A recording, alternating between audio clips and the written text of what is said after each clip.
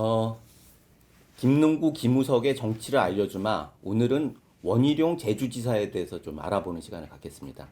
사실은 지금 보수 진영에서 대권 주자들 뭐 대부분 낙마를 했잖아요. 그런데 유일하게 남아 있는 게 지금은 원희룡 그 제주지사인데 사실은 홍준표 의원 같은 경우에도 뭐 붙긴 했지만 아직 당적을 회복을 못 해가지고 좀 그런 상황이 있고, 그다음에 유승민 의원이나 오세훈 전 의원이나 이런 분들은 총선에서 낙마를 했고, 그래가지고 지금 그 당적을 가지고 있고 대권 후보가 있는 사람은 거의 유일한 그런 사람이라고 해서 지금 국민의힘 내부에서는 굉장히 활발하게 원희룡 그 계의 사람들이 이렇게 활발하게 움직이고 있고, 듣기로는 많은 사람들이 줄을 서고 있다고 그래요.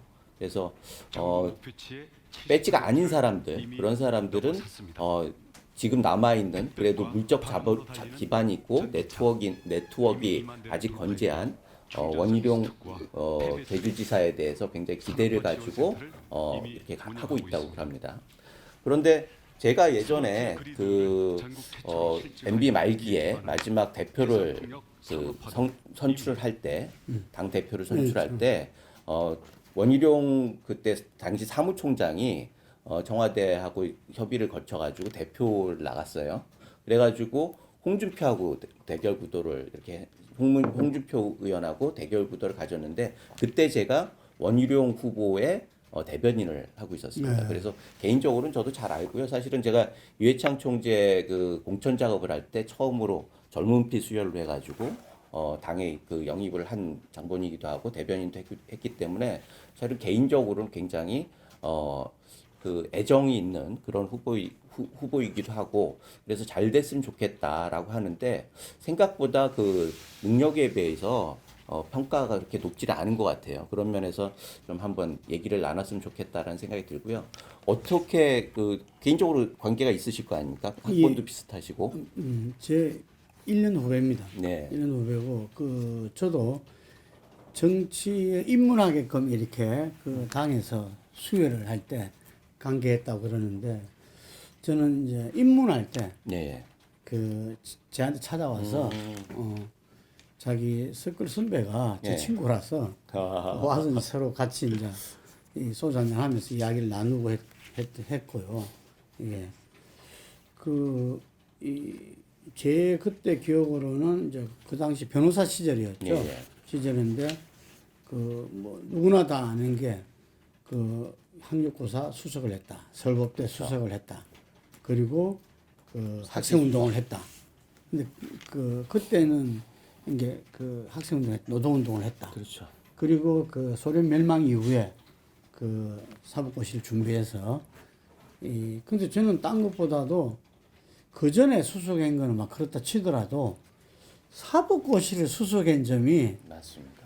아니 그렇게 그 학생운동, 노동운동을 했으면은 그 공부하는 것도 상당히 좀 이렇게 그러니까 떨어질 건데, 그 송영길 2년 만에 2년도 안 돼서 예, 민주당 송영길 의원도 그 당시에 이 소련이 멸망하면서 예를 들면은 그 86세대 운동권한테는 상당히 청산주의가 쫙 흘렀어요. 네. 이게 그래서 노동 현장은 노동자에게, 그리고 이제 그 학생 출신들은 자기의 갈 길로 가자 뭐 이런 거였거든요. 그래서 이제 그렇게 그 법대 출신이라든지 또 많은 친구들이 또 사법고시를 네. 하고, 또 어떤 친구들은 이 의대로 복귀하고, 그리고 또 영화계로 네. 이렇게 진출하고, 그 또 많은 부분들이 당시에 그 컴퓨터 산업, 지금으로 치자면 뭐 IT 계열이죠.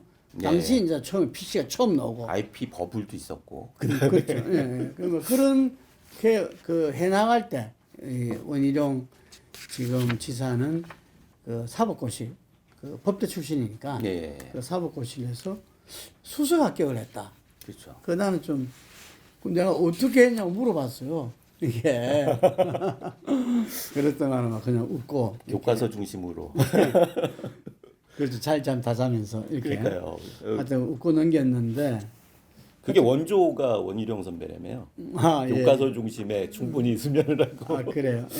예. 하여간에 그게 학력고사 1회였다고 그러더라고요. 그래가지고 그때 수석을 하는 게 굉장히 화제가 됐고, 제주도라고 하는 조그만 동네에서 정말 가난한 학생이 수석을 했다는 것도 유명했을 뿐만 아니라 인터뷰 내용도 굉장히 요새 그 정답식으로 뭐 교과서 중심으로 뭐 충분히 수면을 하고 이렇게 해가지고 실제적으로 굉장히 화제가 됐는데 말씀하신 대로 사시 같은 경우에는 뭐 일반적으로 공부 1등을 놓치지 않고 하면은 뭐 할 수 있다고 하지만 사시 같은 경우에는 8년 동안 노동운동을 하고 다시 2년도 안 돼가지고 수석을 한 거는 정말 대단한 노력형 천재다. 저는 뭐 개인적으로 그렇게 생각합니다. 천재는 천재인데 노력형 천재다. 그리고 또 이 양반이 마라톤을 굉장히 열심히 하지 않습니까? 그런데 발가락 기형이에요. 네. 그래서 저도 봤는데 발가락이 두 번째 발가락이 이렇게 완전 기형으로 이렇게 꺾여 있더라고요. 그래서 그 군대 그것 때문에 군대를 면제를 됐다고 해서 그 보여줬는데 그걸 보면서 느끼는 게 그럼에도 불구하고 완주를 여러 번 하면서 그랬던 거는 정말 노력형이고 천재이기도 하지만 노력형이고 또 지기 싫어하는 그런 그 DNA가 있구나 그런 것들을 느꼈습니다. 그때 보니까 이제 그 법대 수석 합격하고 나서 한 인터뷰에서 네. 뭐 어떤 사람이 되고 싶냐, 장래 희망이 뭐냐 했잖아요. 놀랍게도 막스 베버 같은 법 사회학자가 되겠다. 아주 충격적인 거죠. 예. 그 우리나라 그 고등학교에 그 대학 입시라는 게 예. 정말 그 판에 박힌 것을 갖다가 외우고 이게 뭐 이 그런 시절이었고 그때는 논술도 없었거든요. 이게 그런데 그 교과서에 한 줄 놓은 막스 베버를 자기 하나 인생의 좌표로서 설정하고 이야기했다는 것은 이 친구가 상당히 어릴 때부터 독서량이 엄청 많았다고 안희정 전 지사가 고등학교 때 혁명을 위해서 중퇴했다잖아요. 그래서 저는 그게 버금가는 이 원희룡 지사도 상당히 남달랐다. 네. 어쨌든 그걸 이야기할 수가 있을 것 같아요. 그래서 이제 이어서 이야기를 하자면은 이제 아까 말한 대로 대학 들어와서 학생 운동을 하고 그 다음에 노동 운동을 했는데 노동 운동을 한 걸 제가 이제 고 노회찬 선배한테 이야기 들었어요. 네. 예. 그냥 이렇게 어영부영 노동 운동을 한 게 아니고 제대로 한 거죠. 뭐냐면 당시에 인천 지역에서는 인민노련이라는 아주 이 비합법 비밀 조직이 있었어요. 네. 이게 상당히 그 노동운동 조직 중에서는 제일 센 데였는데 그 소속이었대요. 이 경동산업이라고 이 키친아트입니다. 이게 키친아트. 거기서 한 7개월간 이렇게 일을 했는데 그 전부 다 위장 취업이죠. 이게 그래서 신분이 노출될 상황이 돼서 그만뒀다고 이러는데 그 상당히 이렇게 그런 점에서는 뭔가 현장에 들어가서 실제적으로 또 그런 이 과격한 조직가에서 그 활동하면서 한 것은 어째 말하면 당시에 이 시절로 보면은 정말 FM의 어떤 그 혁명 활동을 했다. 그렇죠. 이렇게 볼 수가 있어요. 이게. 그래서 제가 처음 봤을 때도 바로 그러한 연장선상에서 이제 아까 제가 말했지만 노동자 출신들한테 맡긴 식이라면 본인이 당시에 그 변호사를 하면서 변호사하면서도 무슨 인터넷 상담도 처음 열기도 하고 뭐 여러 가지 이렇게 그걸 많이 했더라고요. 그런 속에서 정치권에서 영입이 들어오니까 그때 양쪽 영입이 다 들어왔어요. 이게 그때는 그랬죠. 네, 당시에 그 한나라당뿐만 아니라 네. 당시에는 그 새정치국민회의죠. 새천년 민주당으로 바꾸는데 거기에서도 영입 제안이 들어왔고 사실 저한테 찾아왔을 때 그 고민을 상담하러 왔어요. 양쪽에서 제안 데려오는 이 고민을 상담하러 왔었는데 저는 어쨌든 그때 상당히 건강하게 그걸 했고 그래서 그 이후에 양천갑에서 당선돼서 들어갔어도 한나라당 내에서 소장 개혁파로 뭐 남원정으로 일컫는 그 항상 비주류였죠. 그래서 뭐 30년, 탈당하라는 소리도 많이 들었잖아요. 30년을 소장파냐 뭐 이런 얘기도 있지 않습니까? 아니 말씀하신 대로 근데 대학교 시절로 다시 돌아가 보면 동기들이 굉장히 유명한 동기들이 많지 않습니까? 82학번 3인방 해가지고 원희룡, 나경원, 조국 그래가지고 대학교 때도 굉장히 친했대요.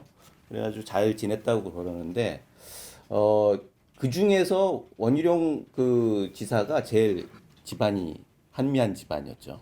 나경원 그 의원 같은 경우에도 뭐 굉장히 그 명문가였고 조국 그 법무장관 같은 경우에도 명문가 출신의 부유한 집안이었는데 다 학교 법인 그렇죠. 그거였어. 공교롭게도 그래서 뭐 그런 관계가 굉장히 관심을 끌었는데 지금 뭐 나경원 그 전 의원 같은 경우에는 지난 총선에서 일단 뭐 한번 고배를 마셔가지고 재기를 노리고 있고 조국 그 전 법무장관 같은 경우에도 송사를 지금 하고 있기 때문에 어떻게 될지 잘 모르겠습니다. 그러나 어찌됐든 82학번은 운동권뿐만 아니라 80년대에서 굉장히 핫한 학번이었다. 81학번 죄송합니다. 우리는 파리들 똥파리라고 이렇게 부르면서 그렇게 얘기를 했죠. 그 상상이 이렇게 숫자가 엄청 많았잖아요. 예, 그 뭐야 이 그런 수모를 선배들로서 받으면서 아마 내부 결집력이 강해졌던 것 같아요. 어쨌든 간에 파리학번 그 외에도 아주 뭐 쟁쟁한 친구들이 많죠. 맞습니다. 각 분야에 있어가지고 정치 분야만 아니라 문학에도 그렇고 학계에도 그렇고 하여간에 이 막강한 그런 이 파리학번이라 이야기하지 않을 수 없습니다. 그리고 아까 말씀하셨듯이 소장 개혁파라는 얘기를 계속 했는데 사실은 비주류의 목소리들이 있거든요. 몫이 있거든요. 그래가지고 대우도 받고 뭐 최고위원도 되고 이렇게 했는데 계속 소장파만 해가지고 실질적으로 당권을 잡아본 적이 없어요. 지난번에 당 대표 경선에는 몇 차례 출마를 했고 저도 뭐 거기 대변을 하고 굉장히 유리한 상황이었음에도 불구하고 그게 운이 잘 안 맞았던 것 같아요. 그래가지고 약간 쉬다가 절치부심 다시 제주지사를 가가지고 와신상담 끝에 지금 다시 지난 총선 때 통합의 주역으로 다시 등단을 합니다. 그래가지고 무소속으로 있다가 그 탄핵 전국에서 무소속 있다가 통합 과정에서 다시 입당을 하는데 그러면서 결과적으로는 유일한 야당 그러니까 유일하지는 않지만 대구 경북은 있지만 거기는 뭐 그렇고 다른 여타 영남권 이외의 유일한 지사로서 지금 남아 계신데요. 어찌됐든 이런 상황에서 제도권으로 다시 어떻게 복귀할 거냐, 대선을 어떻게 치를 거냐, 뭐 어찌됐든 내년 재보궐선거 때가 기점이 돼가지고 불이 붙을 텐데 그때 어떻게 치고 나갈 거냐라고 하는 숙제가 있는 거죠. 그래서 지금 상황에서는 그 기본적으로 물적 기반이 있으니까 뭐 제주라고 하는 특별 자치도라고 하는 물적 기반도 있고 그러나 그 물적 기반이 실질적으로 정치적인 세하고는 직접적으로 그 영향이 없는 것 같아요. 지금 그 국민의힘 같은 경우에 영남 기반이 있어야 하는 거고 지금 여권에서는 호남 기반이 기본 전제가 돼야 하는데 이 양쪽에 다 기반이 없는 사람들은 실질적으로 대권을 가기가 약간 핸디캡이 있는 건 사실입니다. 그런데 미국 같은 경우에도 뭐 작은 주 같은 데서 대통령이 나오기도 하기 때문에 이제는 제주도 정도에서는 제3의 대안으로서 인물이 좀 나올 수 있지 않나라고 하는 기대들을 가지고 있는데 어찌됐든 그런 상황에서 새로운 가능성들을 보여주지 않겠느냐라고 하는 기대를 가지고 있는 것도 사실인 것 같습니다. 네, 몇 가지 우리 김우수 소장이 이야기한 걸 좀 바로 잡자면은 그 두 번째 제주지사 연입할 때는 소속은 무소속이었죠. 그리고 제도권으로 어떻게 다시 돌아오냐가 아니고 중앙 정치에 대선판에 어떻게 자기가 돌아오냐 그 문제인 거고 그런 건데 그 이야기하다 보니까 그거는 약간 그렇게 된 것 같아요. 그런데 저는 이제 아까 말한 그 학창 시절 뭐 흙수저라까지 말할 수는 없는데 그 부모님이 계속 개인 사업을 하시다가 좀 안 되시고 뭐 이랬던 모양이더라고요 이게. 그래가지고 전기도 안 나오는 집에 고등학교 뭐한 10대 정도까지 전기도 안 나오는 집에 지냈다고 그러더라고요. 그래서 뭐 흙수저라 이야기할 수 있는가는 잘 모르겠어요 이게. 근데 아까 뭐 그런 친구들하고는 전혀 달랐죠. 이게 나경원이라든지 조국하고는. 예, 그런데 이제 그 이후에 이제 본인이 그 흔히 말해서 민주운동을 한 시기가 있었고, 그 다음에 이제 당이 들어옵니다. 당에 들어와서 소장 개혁파로서 활동한 시절이 있었고, 그렇게 이제 당에 들어와서 보수 정당에서 뭐 탈당하란 말까지 들을 정도로 비주류로 이렇게 있다가 MB 들어오고 나서 새로운 전환의 어떤 계기가 선생님 잘 아시죠? 저보다 더 잘 아시겠지만 MB는 박근혜랑 2007년 경선에서 정말 힘들게 그때 원희룡 의원이 대선 경선에 나왔었어요. 나와서 완주를 했어. 완주를 해가지고 3등을 했죠. 1점 몇 프로밖에 안 되는 3등이지만 3등을 했고 그때 재밌는 게 홍준표 지금 의원이 4등 했어요. 이 사람이 자존심 굉장히 센데 그때 원희룡 후배한테도 제가 볼 때 이게 1.4 여기가 0.9 이렇게 됐던 것 같아요. 이게. 근데 이제 그 이명박 대통령이 그때 같이 늘 다니면서 연설을 하고 예? 그때 지방 순회에서 연설을 하니까 늘 봤을 거잖아요. 이게. 그래서 MB 정부가 들어오고 나서 이제 초반기를 지내고 정권 재창출의 과제가 이제 왔을 때 중량기 대선 후보잖아요. 이게. 그 전에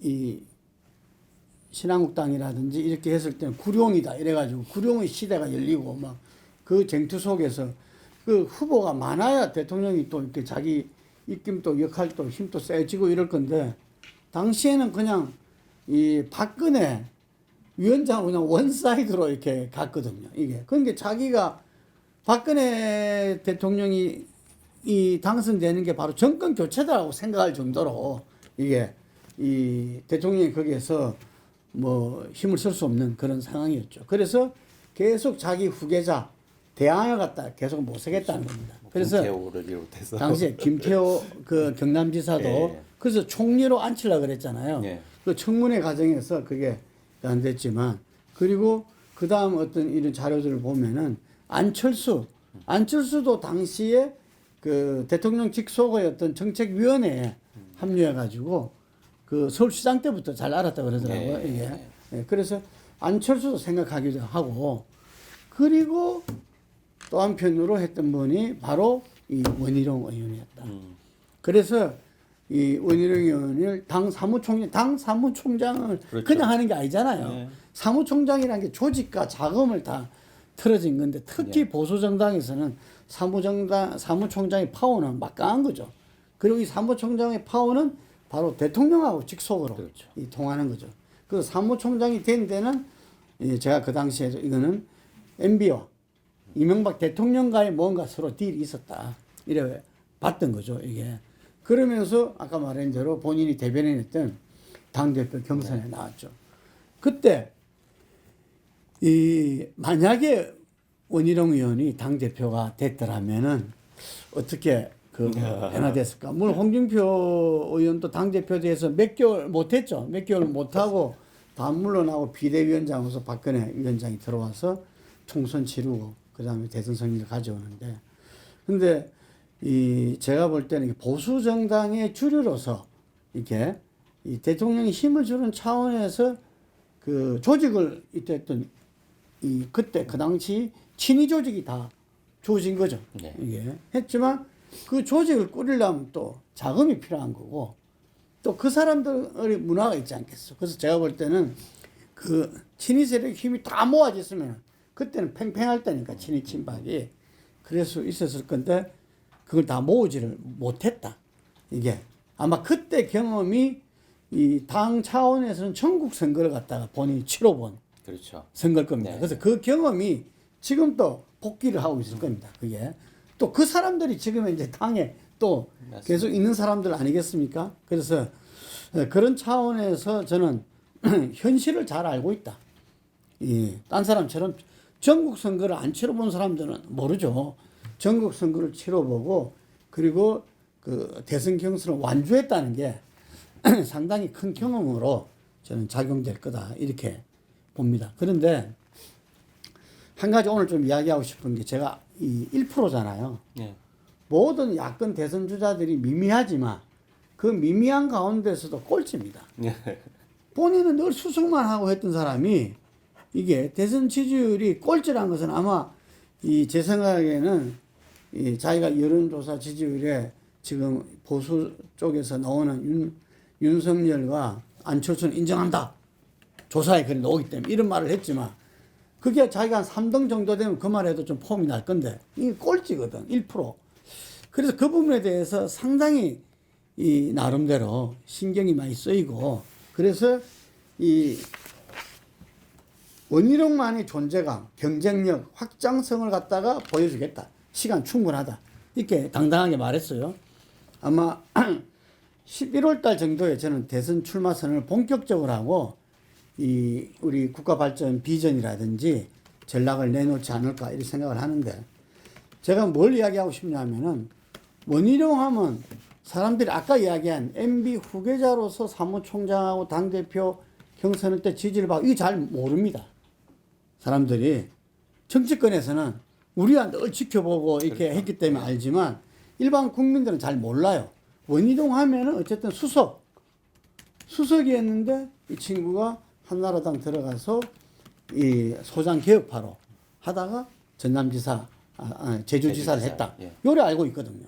그래 되면은 이 친구의 경쟁력은 제가 볼 때는 자기가 민주운동을 하고 소장 개혁파로서 보수정당에서 줄기차게 해왔던 그 상에서 본다면은 개혁성입니다. 개혁성. 한마디로 말해서. 그래서 지금 보수 쪽에서 대선을 위해서 서울시장을 위해서 보선을 위해서 꼭 필요한 부분들이 바로 중도 세력의 지지를 받아내는 거거든요. 예. 이게 뭐 진보까지 좀 변화는 오지만 떨어져 나간 집 나간 보수로 갔다가 다시 들여오고 그 다음에 그 우리가 3.3살 할 때 가장 많은 포션이 중도에서 지지를 얻어내는 건데 이 확장성은 바로 개혁성이고 이 개혁성이라는 것은 하루아침에 할 수가 없어요. 갑자기 자기가 등장해가지고 자기가 개혁적인 메시지 낸다고 해서 이 중도 세력들이 아, 저 사람 개혁적이니까 우리가 한번 기대를 갖자. 이래 될 턱이 없어요. 우리나라 유권자들이 얼마나 까다롭고 현명합니까? 그 사람의 어떤 살아온 역사를 보고 정치에 들어와서 그 사람이 무슨 일을 했는지 어떤 가정에서는 어떤 역할을 하고 어떤 평가를 받았는지 그걸 보거든요. 예를 들면 퍼포먼스를 보는 거죠. 그렇죠. 예를 들면은 그래서 지금 원희룡 지사한테 가장 강력한 것은 바로 개혁성이다. 이걸 가지고서 중도 세력으로 확장하는 바로 그 힘이 본인을 이 보수 세력들이 지난번에도 그 안희정이를 갖다가 민주당 경선에서 지지해가지고 안희정이가 문재인을 뛰어넘기도 하고 막 이랬잖아요. 그리고 대선 때도 홍준표로는 문재인 이기기 어렵다 싶으니까 국민의당은 안철수를 갖다 보수 세력이 지지해가지고 이게 그 삐까삐까하게 됐던 적도 있었어요. 네. 그 지난 대선 때. 그러자면은 예를 들면 보수 세력들은 볼 때 누가 후보가 돼서 누가 이길 수 있는 후보냐. 본선 필성 후보를 갖다가 지작이 돼 있는 거죠. 이게. 그러면 그게 확장성이라는 이야기죠. 이게. 그러면은 이 친구가 이 좌표를 삼고 이 줄기차게 매진할 것은 이재명보다 더 자기가 이 이슈와 아젠다에 대해서 발언을 하겠다고 그러잖아요. 비전을 제시하겠다고, 대안을 내놓겠다고 했는데 그 주된 내용이, 주된 방향이 바로 개혁적이어야 된다. 개혁적인 어떤 이 미래와 또 개혁적인 차원에서 공정성에 대한 비판이라든지 이래 돼야 되는데 제가 보기에는 지금 이 본인이 기존에 국민들한테 인식됐던 그 좌표에서 상당히 오른쪽으로 간 좌표. 그게 집토끼한테 지지를 받겠다. 예를 들면은 그게 없을 때는 그 다음도 없다. 이렇게 생각하는 것 같아요. 이게 우리 김은수 소장도 그 대변인하고 너무나 잘 알고 아니 뭐 선배고 그러니까 좀 이야기를 해줘요. 내가 이거 아니지, 우리 오늘 보시겠죠, 이거. 찍은 걸 내가 안 보더라도 내가 직접 보내줄 건데 아니 이거는 원희룡뿐만 아니라 오세훈도 마찬가지고 윤석열도 이 총장이 혹시 출마하더라도 그 마찬가지고 안철수도 마찬가지입니다. 이게 지금 우리나라 보수의 문제점을 지적하면서 정말 이 보수의 새로운 가치, 본래의 가치를 갖다가 이 지켜나가는 그 부분이 어떻게 말하면 국민들이 볼 때는 그게 바로 개혁이거든요. 딴 게 아니라 개혁이라는 게 저기 좌파를 갖다 내놓으라는 게 아니라 보수의 본래의 가치, 보수의 우리 국민들한테는 새로운 가치를 갖다가 이 제시하고 이 내놓는 게 바로 그게 개혁이라는 이야기죠. 우리 잘 알다시피 92년도에 YS가 입만 열면은 개혁. 그렇지 않습니까?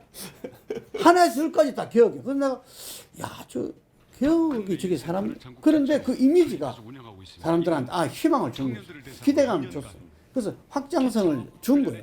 그래서 기존의 보수 지지자보다 훨씬 많이 갔던 거거든요. 그래서 저는 이 본인이 그 이야기할 때 자기가 어떤 국정 과제를 감당할 수 있는 팀도 구축하겠다.